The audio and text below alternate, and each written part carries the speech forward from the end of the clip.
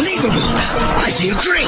Kickstart this beautiful podcast. So again, man, I'm grateful you took the time off to come online and just have a conversation with me about tricking, life, your background. I mean, I came across about you back then. I remember the VAIOS. I mean, the tricking community knows it, and that sampler got me hooked. I cannot play it now, but I'm just gonna screen share it for a second so that people know what I'm talking about. And I recommend everybody to check it out because the tune is dope, the music is nice, and that got me hooked on your style and just your technicality in tricks. So most of the guys know it. It's not on your channel. I think it's on Pro Shooter's channel, and it is called Violence, and I recommend everybody to check it out. My apologies for not being able to play it, and yeah, that's how I came across you, man. Yeah, so that channel used to be called No Pack None, like NOPACNONE, I think. And it's a guy named Julio, and he happened to be living in Toronto at that time in 2012. He was like passing through, and he's a really good cinematographer, and he's a tricker. So he just happened to film me at a few sessions, and he just made that sampler. So, and it just turned out like it was such a good like video because we met up in a few spots, and he's just so good with the camera. So yeah, thanks, dude. Yeah. That basically, I mean, that sampler got me completely hooked, and that's why I had to bring you on. And then later on, obviously, you, for those that don't know, on your channel, I mean, you now launching it. I'm going to show it later. So your channel now got rebranded to Art of Tricking, which I really love because years ago you already posted a great detailed cork tutorial in depth. I mean, I think you just put in a lot of years of experience into that video, which I recommend everybody to check out. It's for free, and especially that's some topics I want to cover on this podcast, if you don't mind. So it's your strategies of actually analyzing tricks, what you can recommend beginners. I just want to cut it, just give a little bit of a breakdown what I want to talk about, and then obviously your background, how you started tricking, because that's a fact I don't know, and maybe a lot of people also don't know. Then how long you have been tricking, how you got into tricking, and what you learned over the past years, and maybe what comes now into hand.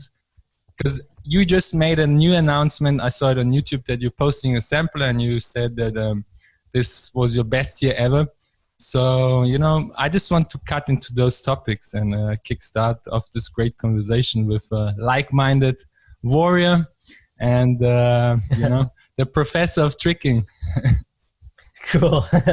Well, dude, I appreciate the support, first of all. Like, and yeah, I mean, I guess, so I started tricking in 2008, and I think I had a pretty lucky start to tricking because Team Ryuko, who most people at that time, I think at least half the people who tricked at that time started because of these videos called Friday Night Madness.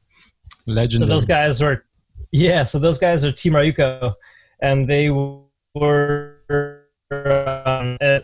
changed the name to X. And they were teaching classes at the time, which they still teach, which I ended up teaching now, called XSD, Extreme Skills Development.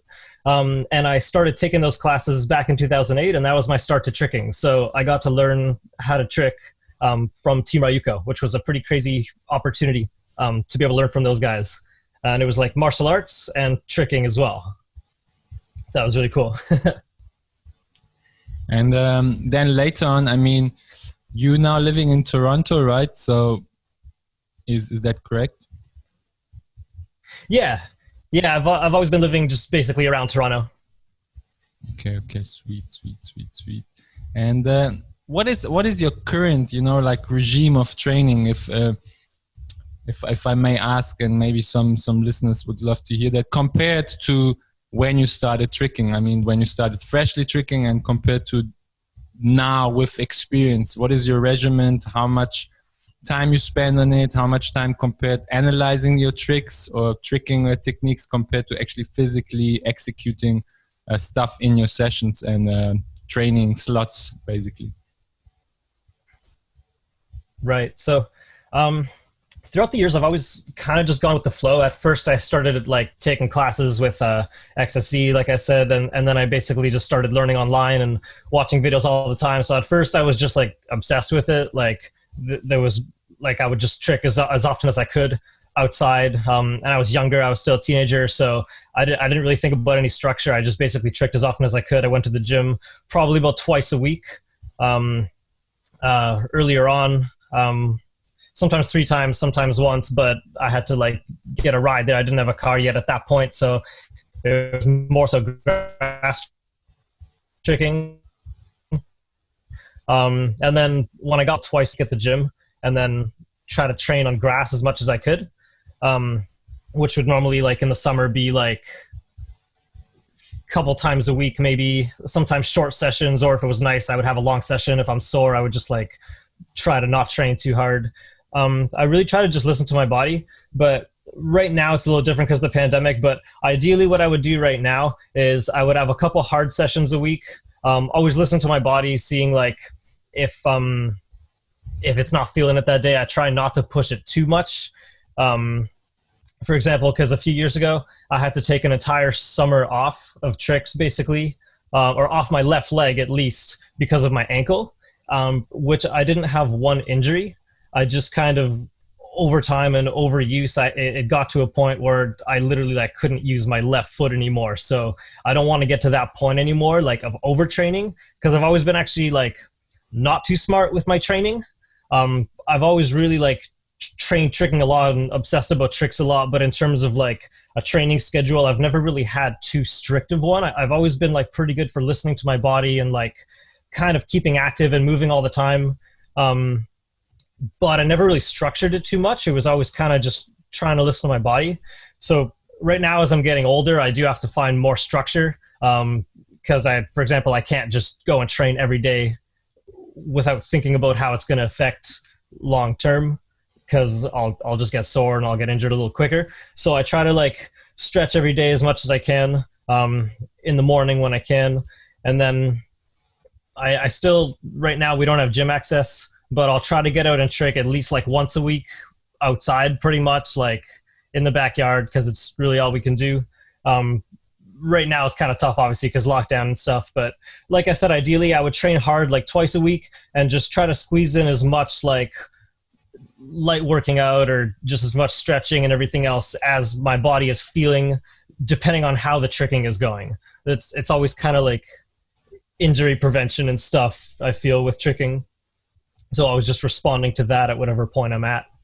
Right now I'm feeling stronger because like I've also had more time to rest, and I've had to shift my focus a little bit because I don't have gym access, so it's hard to train really hard.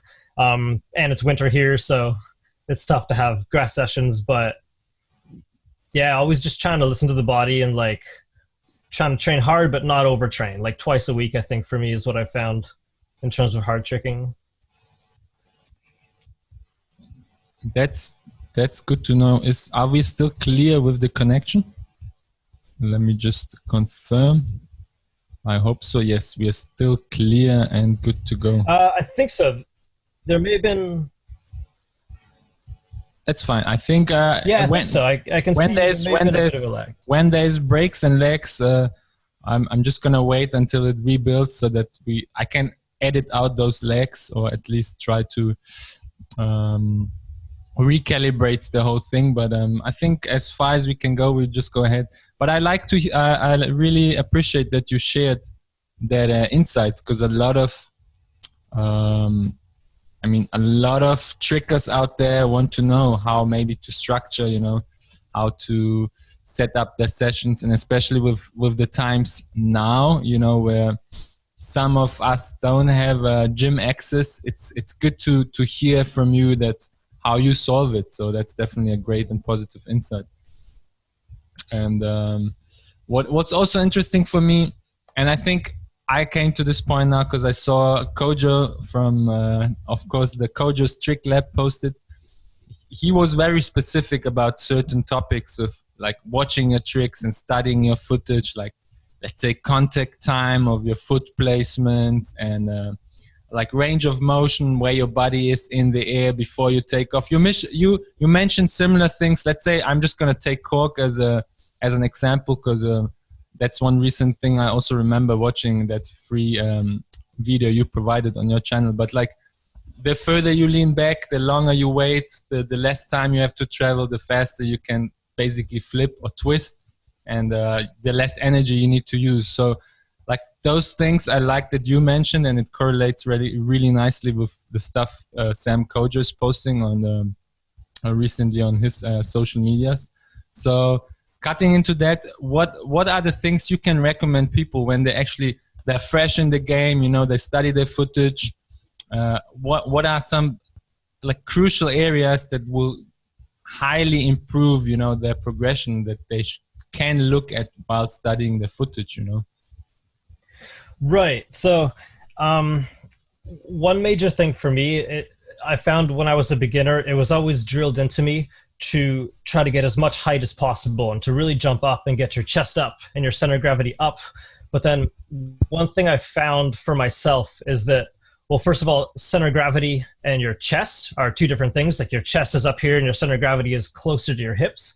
So sometimes, for example, like on a cork or on a B-twist, if you want to get horizontal or if you want to flip, it's sometimes counterintuitive to try to drive your chest straight up, when really you want to get your center of gravity up, which is a little closer to your hips. So, and really, I don't think that's something that people don't understand, but for beginners, I think it's taught in a way where you want to get your chest up, especially on a backflip, but then that's applied to different tricks. And I don't think it's always exactly the same. Like, for example, on a cork, where I like to say to really lean back and get as much flip as you can. So I like to stand up as tall as I can and kind of get my chest up at first, but at the point where I jump, I really lean back and arch. Especially with a gainer switch, for example. So my hips and my center of gravity are as high as possible, but my chest might be leaned like all the way back, which seems counterintuitive, but because you're kicking in front, it balances out and you don't just dive backwards, right? So being aware of your center of gravity could be one thing versus your chest placement, and understanding how you want to flip through the air would be one big thing, I think. One more thing I'll mention as well is flip versus twist versus, let's say, flat spin. We'll leave flat spin out of the equation for now, though, just so I can illustrate the point. You really want to be able to feel in your tricks kind of like how to get twist and how to get flip and how to dig into certain tricks and how to get the feeling of being able to even like overflip or over twist or generate more twists faster. So it's really important to play around with your tricks, even if you have like a foam pit where you don't have to worry about landing. Early on, that's important because you can play around and you can land however and just feel what gives you twist and flip and what doesn't. Because those are like almost like triggers you can pull on your tricks, and depending on how hard you pull them, you'll flip more or twist more. It's important to be able to play with those to a degree. Yeah. And one more point, what do you think about spotting and how important or how high you would place it in the list of those, you know, things of progressing in your control, flipping and twisting efficiency? Right. So I think spotting is a very personal thing. Like, for example, I've never really spotted on my back tucks. I know for some people they find it really helpful, but for me, I don't really like to do that. I like to kind of pay all my attention kind of to my body feeling, I guess, and not try to spot.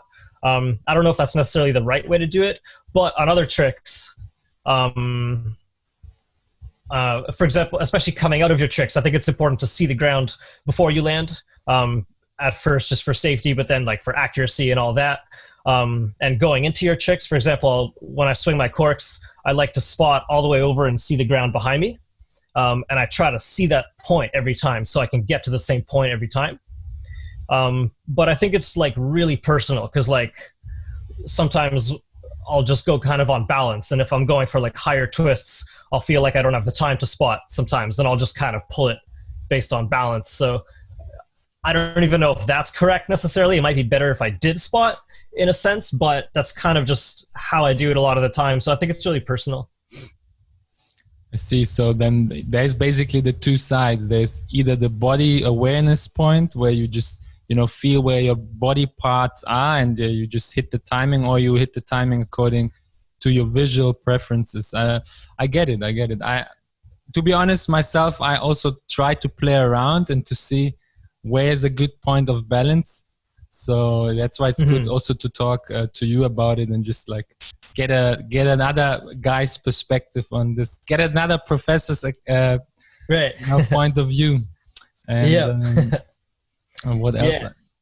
I really like to think in terms of like checkpoints. So let's say in your double cork, or let's say from your cork to a double cork. I really like to emphasize cork hyper as an in-between point, because it keeps your body positions really similar. So then you can think in your mind cork hyper. As you're learning double cork, you'll almost think about it as a cork hyper in the air until you get to that point.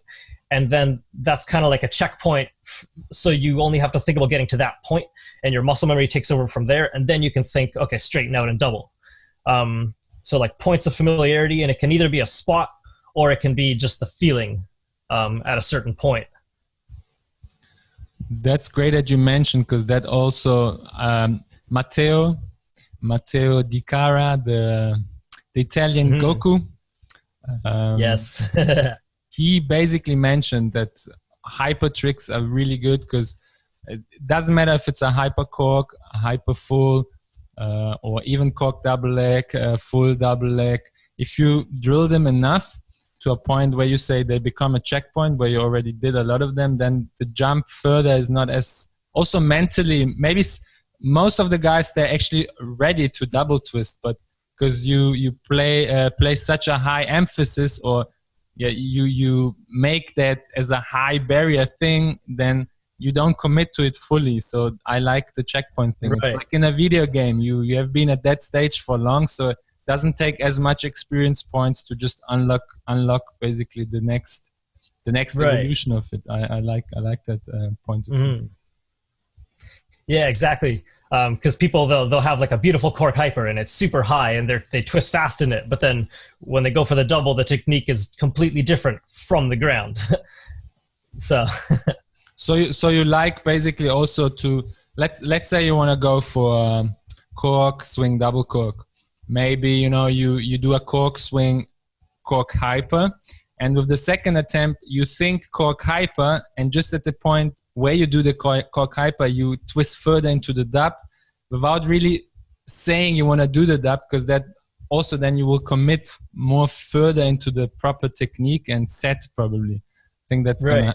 That helps a lot of people. Yeah, I agree with that. That's cool. You got to like trick yourself sometimes. Yeah. It's, don't you also think sometimes it's not so much, I mean, yes, it is about technique, but it's about also the technique to really play a game on yourself, and not just let the ego or emotions win at some points in your sessions, and just like basically tame your own urge to just go for it. You know what I mean? Right. Yeah, it's actually, I don't know if this is like exactly related, but there have been times where I've been going for a trick. A double cork is an example of this, and this will be like 2010 now, where I landed my first double cork, and I remember this. I was like, I landed my first one, and then I was like, oh, hey, that was like not that hard. And then I tried again, and I couldn't do it. I literally couldn't do it again. But on the first one, I was thinking like that I had to put all my effort into it, of course. And I was thinking about it slightly differently, but then it just worked out really well. And then I was like, oh, it wasn't that hard. But as soon as I like changed my mindset like that, it just threw something off. And then I couldn't land it again. So sometimes like repeating the mindset or figuring out exactly what helped you land it can help. Because sometimes other times you have to tell yourself it's not that hard. Other time, or you'll screw it up. Like sometimes you're telling yourself it's too hard and then you'll actually screw it up. So I like what Alex Hunter says. A good friend of mine told me that Alex Hunter always said you got to attack that trick and disrespect it, because sometimes we make those things harder than they are, and I really like how he thought about it. Right, I like that. It's a very Alexandra way of looking at it. Totally. So, what are actually the plans for this year? What are you looking forward to do? Do you have any projects you working on? And I mean, you revamped your YouTube. I'm actually looking forward to your sampler, and it will probably be released somewhat when I go live with this podcast. And you also did a lot of stuff for Kojo's Trick Lab, which the link I'm gonna also put in the description of course, because you know, we are all the tricking family, and we should just, you know, make the best out of it, because we are a special tribe of human beings. So yeah, what are your goals for this amazing 2021? Yeah, like you said, getting the sampler up. So my friend is editing it right now. We filmed a bunch of stuff for it, and I was filming whenever we had gym access, and there's a little bit of like actually a little bit of 2019 footage in there, a little bit of like traveling footage in there, so it should be fun. I think it'll be cool. It should be up pretty soon. I'm also working on another video for Kojo's Trick Lab. Hopefully I'll get that done pretty soon, within the next week or two. And then for my own YouTube channel. So I want to be more consistent with my own YouTube channel. Like I said in that video I posted, I've got a little busy with work, and it was just kind of tough for me to like multitask and put the time towards making good videos here. But I want to find like a better rhythm and be able to keep posting on YouTube. So yeah, that's like my main goal, is just try to keep posting, try to get weekly videos out. And another, like, I guess a random thing, I've been playing with my camera a lot, just trying to increase like my skills in that regard. So I just kind of want to keep trying to film stuff, especially since we haven't had gym access. I've been just trying to film stuff outside. So that means less risky tricks, more basics. So I'm thinking I might as well just try to film it better at the same time. Got to put your effort towards something. So yeah, hopefully we get some gym access and stuff, but by summer when we have grass and stuff, I'll just be looking forward to grass sessioning too. So that'll be good. Yeah, I always think about the Finnish warriors, you know, some of the guys out there training on concrete at 0 degree, you know, then you're Yes. less likely to find an excuse when it's cold, you know, otherwise we're used to gyms. And I think it's a good mental exercise, sometimes having things removed, so that we just realize how grateful we can be that when we have a gym, we make the most out of it. I myself had the privilege of just having always gym access, but when you don't have it, then you have to recalibrate, restructure your strategy. So damn, how and what can I work on? So sometimes being thrown out of that comfort is actually a good thing. It's just about, you know, the perspective. But cutting to that, I mean, you asked, I saw on your video that you are looking for topics you want to cover, and what I would love to see is basically, I mean, you're like I said, the guy from Pokemon, the Professor Oak, you know, sending stuff to analyze, you know, maybe from your personal journey, you know, there are certain tricks for sure where there was like points where you had struggled with, so that you maybe share the most efficient ways on how to you know, breach those barriers, and also maybe pick certain most requested, I don't know, the community should vote about it, but pick most requested tricks and just like talk about those checkpoints and how you basically analyze the most common mistakes. I mean, I know Kojo is doing it, but it was nice to see that also from other people, you know, because we all have a different approach on how we do things, all different body structures. I just spoke with Ben Cowie about it recently, that, you know, depending on your body type, you can make use of your structures, you know, and put that also more into content, because we are all like physically built different. So that's how I think as more input and as more data we have, the better we can customize, you know, analyzing footage and progressing in personal tricks, and progressing in that tricking journey, which never ends. Totally, yeah, that's a good idea. Yeah, making some sort of like analysis video, because it's true, I've benefited a lot from seeing how other people analyze tricks. So break down how I analyze tricks, or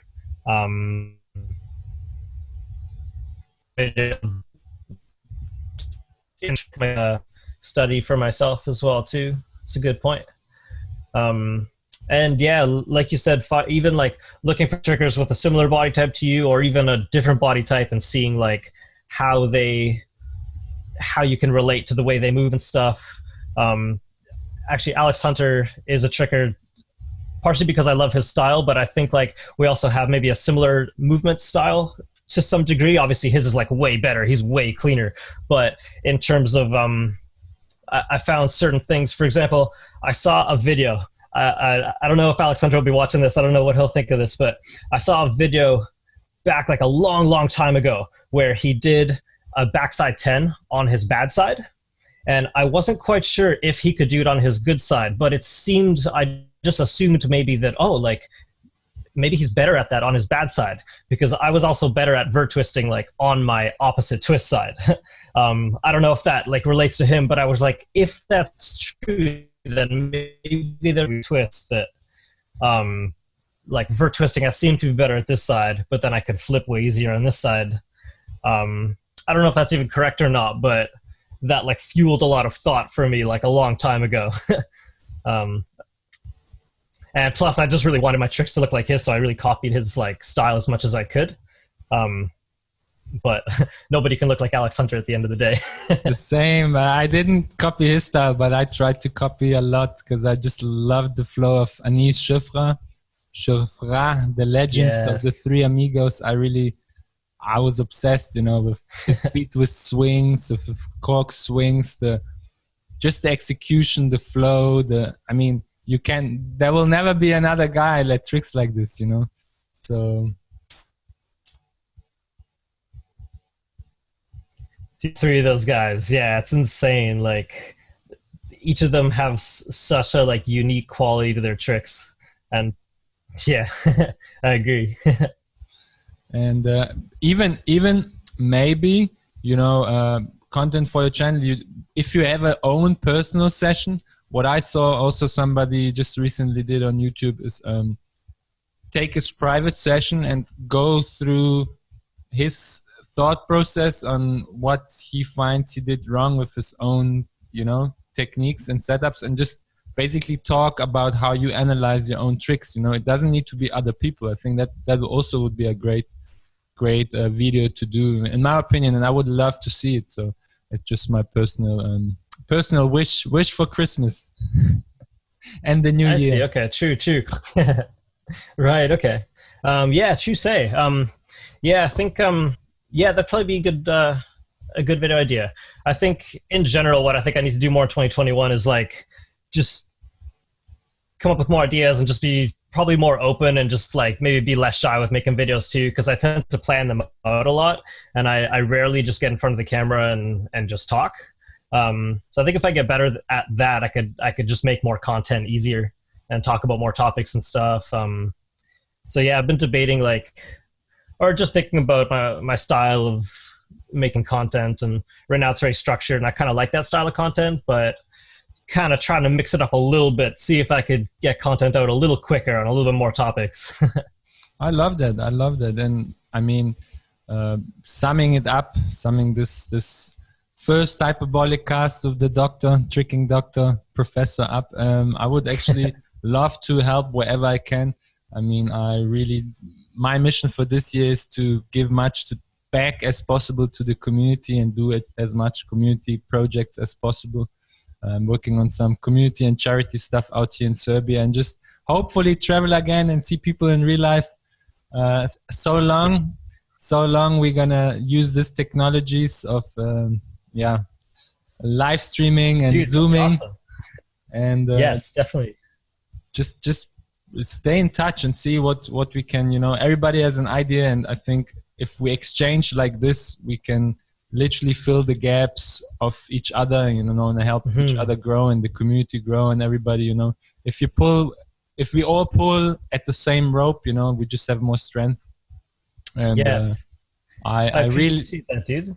Yeah, I really appreciate you taking the time off. First of all, you know, I know it was your morning, and jumping online to have a chat with me, and we definitely have to do something like this again.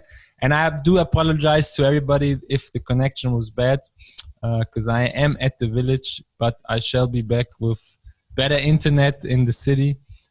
Just to share my screen again and show you guys, which will all be in the description. So Art of Tricking is your channel, your new rebranded channel. You have, like, from the professor himself, you have good free content you should check out for everybody. Even if you're more advanced into tricking, a lot of those perspectives might help you to just look from things of another fresh point of view. So check that out for free, Art of Tricking. And obviously your Instagram, VAIOS SKRETAS. I can't even, how do I pronounce this? VAIOS VAIOS, I like that. Yeah.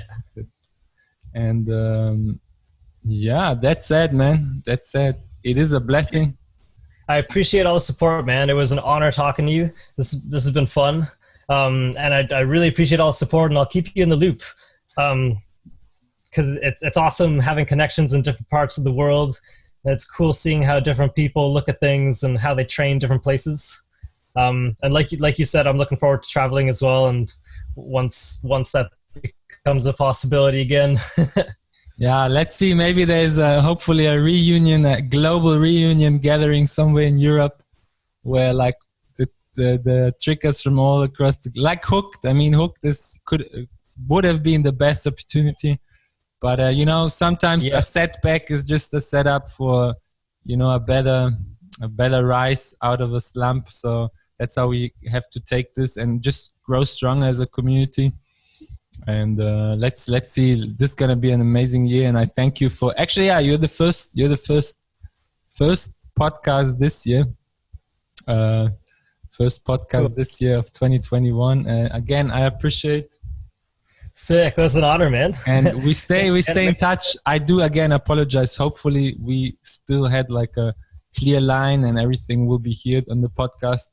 But nevertheless, even if not, we will do another one, and I will prepare deeper and longer questions. And maybe so far the community, I mean, also responded more on your stuff on your YouTube, and then we can just go more into depth in certain topics of not only tricking, but also like community growth, events, maybe online education. You know, this crisis brought a lot of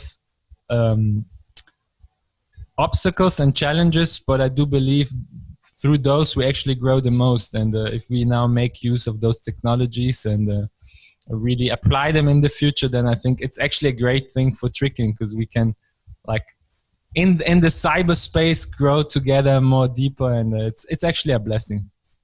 Definitely, we got to find a way. That's the right one, man. I thank you. I wish you a really, really great day. Enjoy it, and we stay in touch, brother. Thank you.